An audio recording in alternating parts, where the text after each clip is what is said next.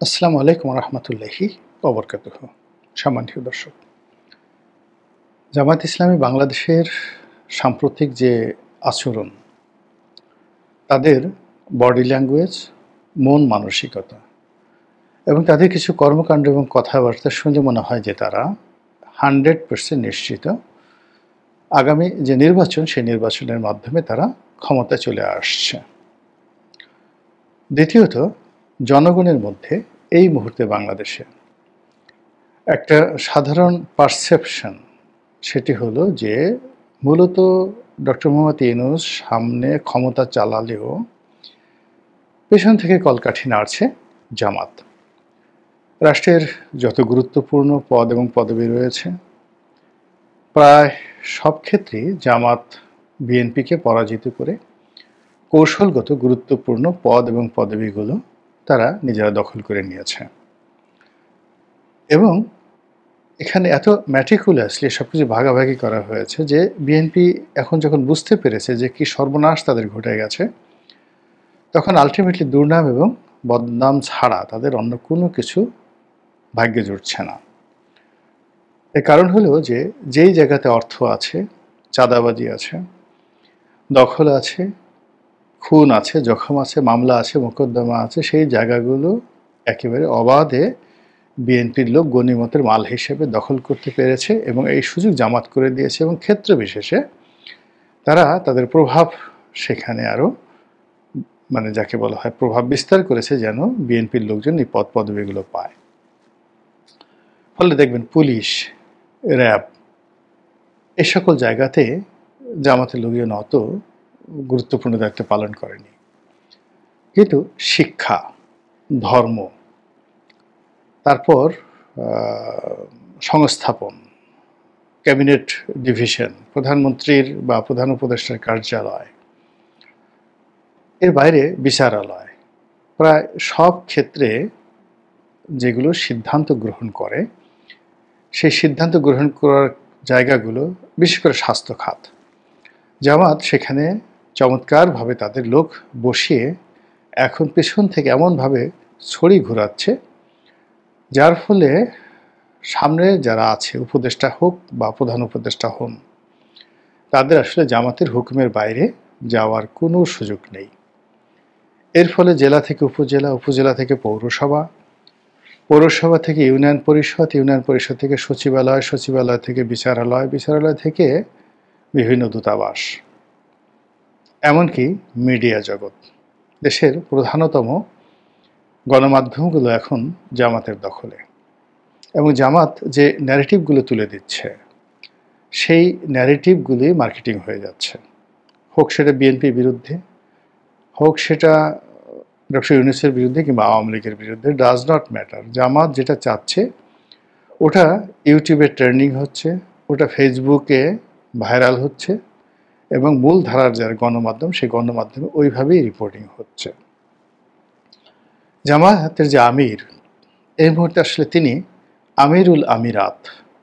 ধরুন আফগানিস্তানের মতো একটা আমিরাত প্রতিষ্ঠা হয়ে গেছে, আর সেই আমিরাতের প্রধান তাত্ত্বিক পুরুষ আফগানিস্তানে যেমন আখুন্দজাদা রয়েছেন, ঠিক তদ্রূপ তিনি এখন সকল ক্ষমতার কেন্দ্রবিন্দুতে পরিণত হয়েছেন।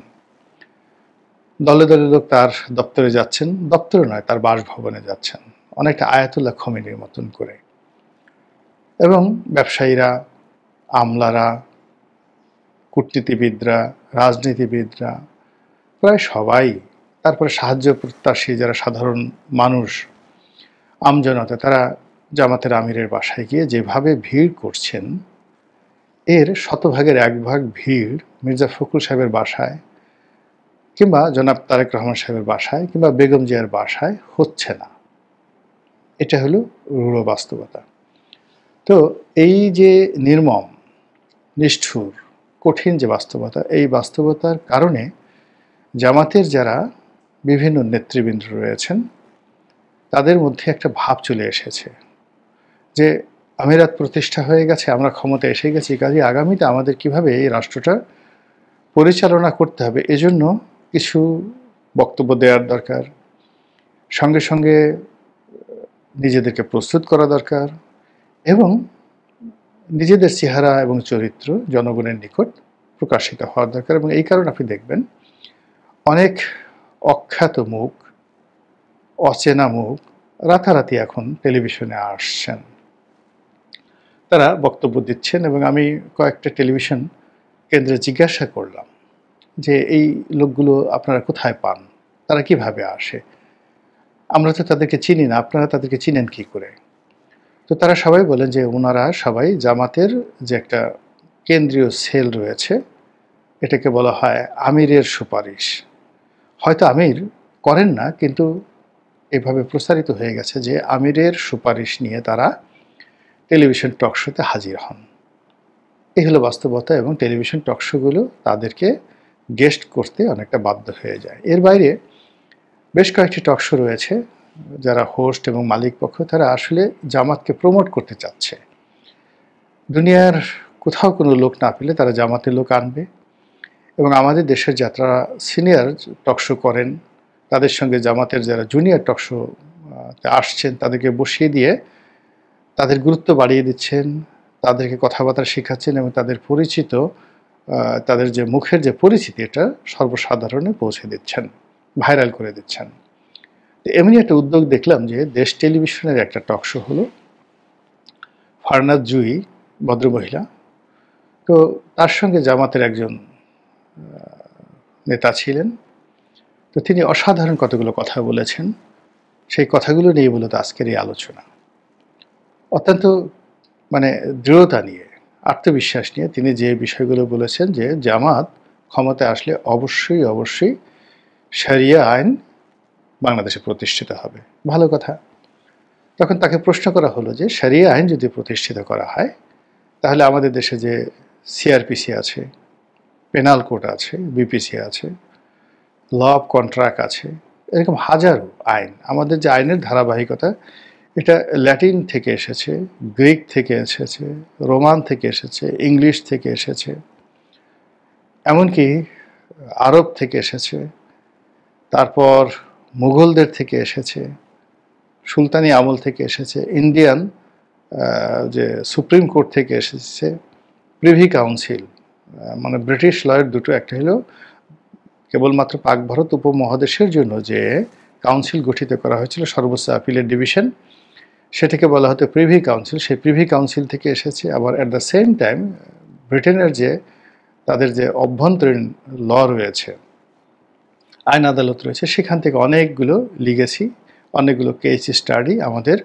আইনের মধ্যে ঢুকে গিয়েছে। ফলে এই যে বাংলাদেশে আমরা যা কিছু প্র্যাকটিস করছি, এর 99.99% আইনের যে সূত্র, কোনো কোনো আইনের সূত্র হাজার বছরের পুরনো।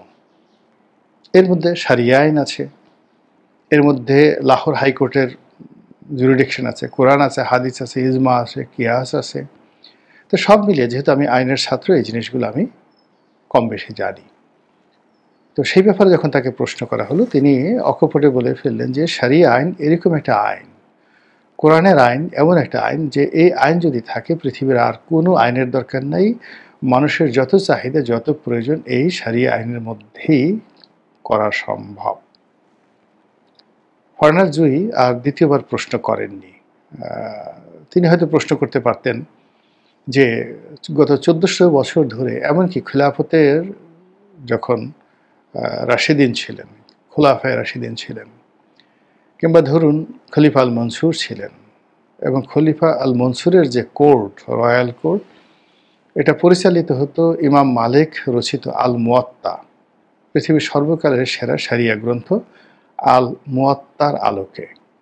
তো সেই সময়টিতেও কি শরিয়া আইন চালু ছিল, নাকি রোমান আইন চালু ছিল? এই প্রশ্নগুলো তাকে করা হয়নি। দ্বিতীয়ত যে প্রশ্নটি করা হলো যে শরিয়া আইন যদি চালু হয়, তাহলে যে আমরা যারা টেলিভিশন টকশোতে আসছি, উপস্থাপনা করছি, এই যে আমরা চুল খোলা রাখছি, আমাদের অবস্থা কি হবে?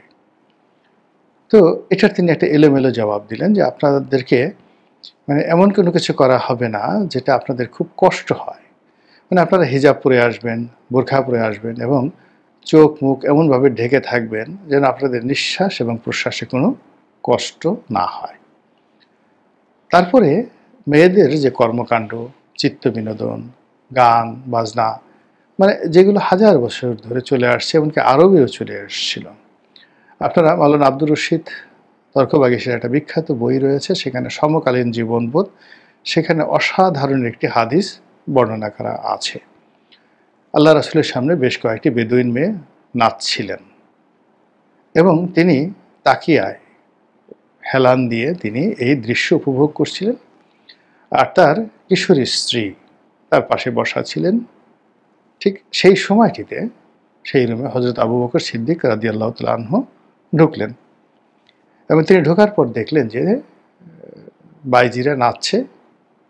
মুহাম্মদ রাসূলুল্লাহ সাল্লাল্লাহু আলাইহি ওয়াসাল্লাম সেটা দেখছেন এবং তিনি এক মুহূর্তের মধ্যে তেলে বেগুনে জ্বলে উঠলেন। তার ধারণা হলো যে তার অবুঝ মেয়ে, কিশোরী মেয়ে এই কাজটি করেছে এবং আল্লাহ রাসূল বিব্রত হচ্ছেন। তখন তিনি সেই বাইজিদেরকে একেবারে ধমক দিয়ে সেই রুম থেকে বের করে দিলেন। আল্লাহ রাসূল খুবই মনঃক্ষুণ্ণ হলেন, বাধা দিলেন না, কিন্তু বাইজিরা চলে গেলে ওনার যখন রাগ কমলো তখন তাকে বললেন যে, হে আবু বকর, পৃথিবীতে কোনো জিনিস নিয়ে বাড়াবাড়ি করো না। যখনই পৃথিবীতে যে জিনিসটি নিয়ে বাড়াবাড়ি করা হয়েছে সেই জিনিসটির অস্তিত্ব এই পৃথিবীতে থাকেনি। এই হলো হাদিসটি। মাওলানা আব্দুর রশিদ তর্কবাগীশের বিখ্যাত বই সমকালীন জীবনবোধে এই রেফারেন্সটি রয়েছে। তো এনিওয়ে, যখন এই বাংলাদেশে নৃত্য গীতের কথা বলা হলো তখন তিনি বললেন যে মেয়েরা নাচতে পারবে, কেন নাচতে পারবে না? তারা মেয়েদের মধ্যে নাচবে, কোনো পুরুষ তাদের সেই নৃত্য দেখতে পারবে না। তাহলে পুরুষরা কি দেখবে? পুরুষরা পুরুষের নাচানাচি, তারা পুরুষরা নাচবে, মেয়ে সেজে নাচবে বা ছেলে সেজে নাচবে। মানে এই যে একটা জটিল কথাবার্তা যারা বলে আসছেন বা বলে চলছেন, তারা এগুলোর যে পরিণতি কিংবা এগুলোর বাস্তবতা, এগুলো পৃথিবীর কোনো দেশে কখনো হয়েছে কিনা এই বিষয়গুলো একটি বারের জন্য চিন্তাভাবনা না করে এই যে সময়ের অপচয় করছেন এবং সময়কে রীতিমতো জলে ঢেলে দিচ্ছেন এবং জামাতের রাজনীতিকে রীতিমতো দুর্বিষহ করে তুলছেন মানুষের কাছে। এই বিষয়গুলো জামাতের যারা কেন্দ্রীয় নেতৃবৃন্দ আছেন তারা কতটা অনুধাবন করতে পারছেন এবং তারা যাদেরকে টকশোতে পাঠাচ্ছেন তাদের বক্তব্য, তাদের আচরণ, তাদের আর্ট, তাদের অ্যাটিটিউড, তাদের ড্রেস কোড কী ধরনের হবে, এই বিষয়গুলো যদি তারা এখনও নির্ধারণ না করেন তাহলে আখেরে মানে শেষ অবধি জামাতের জন্য মহা বিপদ অপেক্ষা করছে। কারণ খুবই স্পষ্ট, এই পৃথিবীর যা কিছু পরিবর্তন হয়েছে প্রায় বেশিরভাগই পরিবর্তন হয়েছে মানুষের কথা দ্বারা, ভাষা দ্বারা, দ্বিতীয় লিখনি দ্বারা, কর্ম দ্বারা নয়। কিন্তু মানুষ যেটা লিখেছে এটা হলো দ্বিতীয়, আর মানুষ যেটা বলেছে এটা প্রথমত, এবং এটা জাস্ট লাইক এ বুলেট। আপনি আপনার কথা দ্বারা মুহূর্তের মধ্যে একটা সমাজে যুদ্ধ বাঁধিয়ে দিতে পারেন, কথা দ্বারা মুহূর্তের মধ্যে একটা সমাজে শান্তি ফিরিয়ে আনতে পারেন। এজন্য মানুষের বক্তব্য বা কথাকে বলা হয় কালাম, এবং আল্লাহ প্রথমে বলেছেন যে আমি মানুষকে এই কালাম শিক্ষা দিয়েছি, জবান শিক্ষা দিয়েছি। তো এই জবান যে তাকে দিয়েছে, এই জবানের জন্য তার কৃতজ্ঞ হওয়া উচিত। কাজেই আল্লাহর দেয়া এই শ্রেষ্ঠ নেয়ামত মানুষের জন্য, এই নেয়ামতটি ব্যবহার করার জন্য জামাত যাদেরকে লাইসেন্স দিয়েছে সেই লাইসেন্স ইস্যু করার আগে তাদের অবশ্যই বোঝা উচিত লাইসেন্স তারা কাদেরকে দিচ্ছে। মহান আল্লাহ আমাদের সবাইকে হেদায়েত দান করুন এবং হেফাজত করুন। আসসালামু আলাইকুম ওয়া রাহমাতুল্লাহি ওয়া বারাকাতুহু।